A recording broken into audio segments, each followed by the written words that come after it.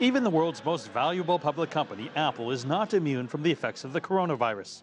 Apple suppliers in China have had to shut down facilities, forcing CEO Tim Cook to push back the timeline for reopening factories outside of Wuhan, China, from the end of January to February 10th.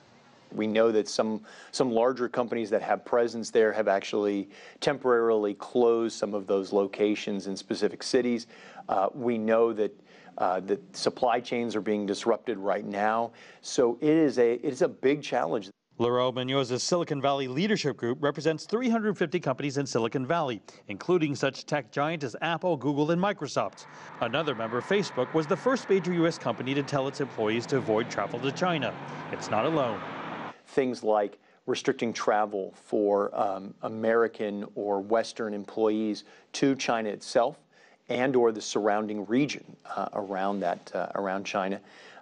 Members who have employees who are just recently returning from China have oftentimes been asked to work at home for a period of 14 days to allow that expiration of the incubation period for the virus.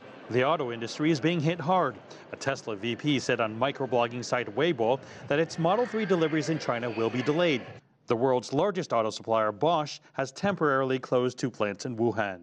The coronavirus is an excellent example of kind of not knowing what the end game is going to be. Companies in China are extending the holiday, encouraging people to work from home. Well, working from home doesn't work in automotive manufacturing.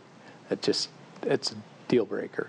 Hyundai has even suspended production in South Korea due to the supply chain disruption in China. If you're waiting for your daily shipment of parts and the plant that's producing them is shut down, you may have to shut down the entire assembly line. I think it does expose and reveal the need for greater planning to have those contingency plans going forward, whether that's finding alternative sources for employees or alternative supply chains as well. Laurel Munoz points out that much of the innovation that happens in Silicon Valley is derived from work that takes place in other countries like China. So the more the situation drags on, the more innovation as a whole suffers. Mark New, CGTN, Sunnyvale, California.